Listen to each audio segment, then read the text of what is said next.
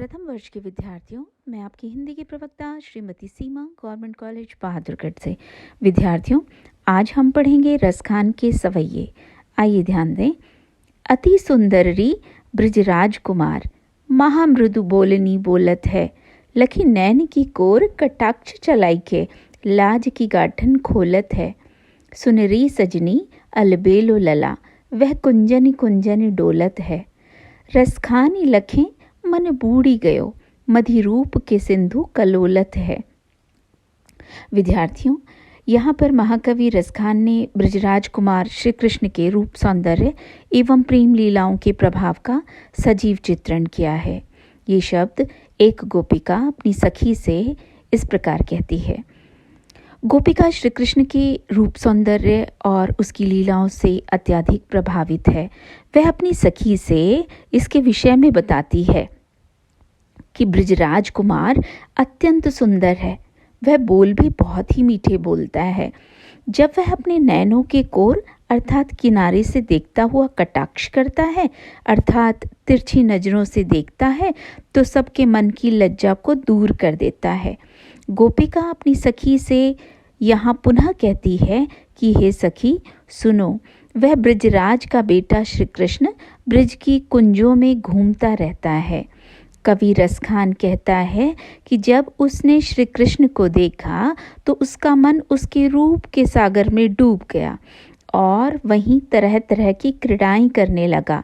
कहने का भाव है कि प्रभु श्री कृष्ण का रूप, सौंदर्य अत्यंत प्रभावशाली है। जिसने भी उसे एक बार देख लिया वह उससे अछूता न रह सका। तो विद्यार्थियों, यहाँ पर श्री कृष्ण के मधुर व्यवहार एवं रूप, सौंदर्य का सजीव चित्रण किया गया है। आइए ध्यान दें अगले सवैये पर।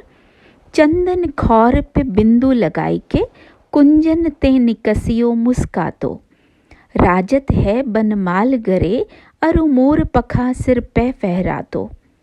मैं जब ते रसखान बिलोकती, ही कछु और न मोही सुहातो, प्रीति की रीति में लाज कहा, सखी है सब सो बड़ निह को नाता। विद्यार्थियों, यहाँ पर कविवर रसखान ने श्री कृष्ण के रूप, सौंदर्य का उल्लेख किया है। ये शब्द एक गोपिका अपनी सखी से कहती है। श्री कृष्ण की वेशभूषा और रूप पर मोहित होकर एक गोपिका अपनी सखी से कहती है कि हे सखी, श्री कृष्ण ने चंदन का तिलक लगाया हुआ है और ब्रज की कुंजों में मुस्काता हुआ निकला है। उसके गले में पड़ी हुई वनमाला बहुत सुंदर लग रही है तथा सिर पर मोर के पंखों से बना मुकुट भी बहुत सुशोभित हो रहा है। कवि रसखान कहता है कि जब से मैंने उसे अर्थात श्री कृष्ण को देखा है, तब से मुझे कोई दूसरी वस्तु अच्छी ही नहीं लगती। हे सखी, प्रेम की रीति लज्जा नहीं है। इस संसार में प्रेम का नाता ही सबसे बढ़कर माना गया है, इसलिए हम श्री कृष्ण से प्रेम का नाता जोड़े हुए हैं। तो विद्यार्थियों, गोपिका के श्री कृष्ण के प्रति एकनिष्ठ प्रेम का यहाँ उद्घाटन किया गया है। आइए ध्यान दें अगले सवैये पर। मिली खेलत फाग बढ़्यो अनुराग, सुराग सनी सुख की रमकै, कर कुमकुम ले करी कंज मुखी, प्रिय के दृगलावन को धमकै। रसखान गुलाल की धुंधर में, ब्रजबालन की दुति यों दमके, मनो सावन मांझ ललाई के, मांझ चहूं दिसी ते चपला चमके। विद्यार्थियों, कवि ने फाग के समय के ब्रज और ब्रजबालाओं की दशा का सजीव चित्रण किया है। साथ ही कवि ने फाग के अवसर पर मस्ती युक्त वातावरण को भी सजीवता से प्रस्तुत किया है। यह कवि ब्रज में खेले जाने वाले फाग का वर्णन करते हुए कहता है कि ब्रज में जब सब मिलकर फाग खेलते हैं तो उससे परस्पर प्रेम की भावना का विकास होता है। उस समय की सभी क्रीड़ाएं सुख से परिपूर्ण हो जाती हैं। कहने का भाव है कि सभी के साथ मिलकर तथा प्रेम पूर्वक खेले जाने वाला फाग सबके लिए सुखकर बन जाता है। हाथों में गुलाल लेकर कमल के समान सुंदर मुख वाली बालाएं अपने प्रिय श्री कृष्ण से आंखें लगाने के लिए दौड़ पड़ती हैं। कविवर रसखान फाग के उस दृश्य को देखकर अत्यंत प्रभावित होकर कह उठते हैं कि गुलाल की उस धूल में ब्रिज की बालाओं का रूप और भी चमक उठता है। ऐसा लगता है कि सावन के महीने में लालिमा के बीच चारों दिशाओं में बिजली चमक रही है। तो विद्यार्थियों, यहाँ पर फाग के अवसर पर बने सुखकर और प्रेम युक्त वातावरण का सजीव चित्रण किया गया है। आइए ध्यान दें अगले सवैये पर। फूलत फूल सबे बन बागन, बोलत मोर बसंत के आवत, कोयल की किलकार सुने, सब कंत विदेसन ते सब तब धावत। ऐसे कठोर महारस खान, जू ने कहु मोरी ये पीर न पावत, होक सी सालत है हिय में, जब बहरिन कोयल कूक सुनावत। विद्यार्थियों, इस सवैये में उन्होंने बसंत ऋतु के आगमन का सजीव वर्णन के साथ अपने हृदय की विरह की भावना को भी अत्यंत स्वाभाविक चित्रण किया है। रसखान ने अपने हृदय की विरह की पीड़ा को प्राकृतिक तत्वों के माध्यम से यहाँ वाणी प्रदान की है। आइए ध्यान दें, रसखान कवि बसंत ऋतु का उल्लेख करते हुए कहते हैं कि बसंत ऋतु के आने पर सभी बाग बगीचों में फूल खिल उठते हैं तथा मोर भी बोलने लगते हैं एवं कोयल भी कूकने लगी है। उसकी कूकने की ध्वनि सुनकर विदेशों में गए पति अपने देश को लौटने लगे हैं। रसखान कवि कहते हैं कि मेरे प्रियतम श्री कृष्ण इतने कठोर हृदय के हैं कि वे मेरी पीड़ा की ओर जरा सा भी ध्यान नहीं देते। बसंत के आगमन पर जब मेरी शत्रु बनकर कोयल अपनी कूक सुनाती है तो मेरे हृदय में एक हुक सी उठकर पीड़ा पहुंचाती है। कहने का भाव है कि बसंत का महीना विरहिणियों के लिए पीड़ादायक होता है। कवि ने अपनी विरह भावना को प्राकृतिक तत्वों के माध्यम से यहाँ उजागर किया गया है। आइए ध्यान दें अगले सवैये पर। बिरहा की जूं आँच लगी तन में, जब जाए परी जमुना जल में, बिरहा नलते जल सूख गयो, मछली बही छाड़ी गई तल में। जब रेत फटी रू पाताल गई, तब शेष जरियो धरती तल में। रसखान तबे यही आँच मिटे, जब आए के श्याम लगे गल में।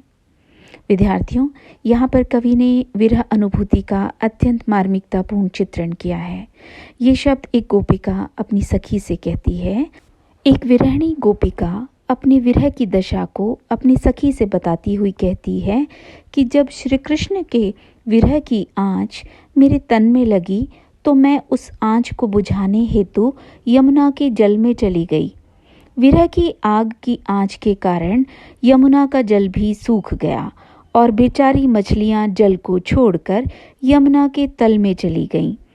विरह की आँच के प्रभाव से जब रेत फटकर पाताल में चली गई तो शेषनाग भी जलने लगा और वह भी पृथ्वी तल पर आ गया। रसखान कवि कहते हैं कि गोपिका ने बताया कि उसके विरह की तपन अर्थात कष्ट तो तभी समाप्त होंगे जब स्वयं श्री कृष्ण आकर उनके गले से लग जाएंगे।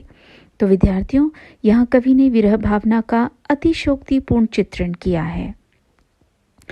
आइए ध्यान दें अगले सवैये पर। गोकुलनाथ वियोग प्रलय, जिमी गोपिन नंद जसोमती जू पर, बाही गयो असुआन प्रवाह, भयो जल में ब्रजलोक तिहु पर। तीरथ राज सी राधिका, प्राण सुतो रसखान मनो ब्रज भू पर, पूरन ब्रह्म है ध्यान रहो, पिए औधि अखे बट पात के ऊपर। विद्यार्थियों, इस सवैये में कवि ने श्री कृष्ण के विरह में गोकुलवासियों की दयनीय दशा का चित्रण किया है। आइए ध्यान दें, कवि का कहना है कि गोकुल के स्वामी श्री कृष्ण के विरह में गोकुल की गोपियों, नंद और यशोदा माता की दशा तो कुछ ऐसी हो गई थी कि मानो उनके लिए प्रलय आ गई हो। उनका रो रो कर बुरा हाल हो गया था। ऐसा लगता है कि आंसुओं की बाढ़ में संपूर्ण ब्रज ही बह जाएगा। रसखान कवि कहते हैं कि उस समय राधिका तो तीर्थराज अर्थात प्रयाग के समान ही ब्रजभूमि पर पड़ी हुई थी, अर्थात राधिका के विरह में अत्यधिक आंसू बह रहे थे। कविवर रसखान कहते हैं कि ये ध्यान रखना चाहिए कि श्री कृष्ण पूर्ण ब्रह्म स्वरूप हैं। वे अक्षयवट के पत्ते पर भी निवास करते हैं। उन्हें प्रत्येक व्यक्ति के हृदय की भावनाओं का ध्यान रहता है। तो विद्यार्थियों, कवि ने ब्रजवासियों की विरह भावना का यहाँ अतिशयोक्तिपूर्ण वर्णन किया है। आइए ध्यान दें अगले सवैये पर। ए सजनी जब ते मैं सुनी, मथुरा नगरी वर्षा ऋतु आई। ले रस खान सन्हे की ताननी, कोकिल कोर मलार मचाई। सांझ ते भोर लो, भोर ते सांझ लो, गोपिन चातक ज्यों रट लाई। एरी सखी कहिए तो कहाँ लगी, बैरी अहीर ने पीर न पाई।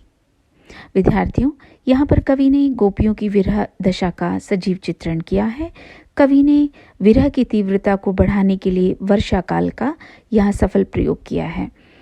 एक विरहिणी गोपिका अपनी सखी से अपने विरह की दशा को बताती हुई कहती है कि हे सखी सुनो, जब से मथुरा नगरी में वर्षा ऋतु आई है, तब से स्नेह की तानों से कोयल और मोर ने शोर मचा रखा है।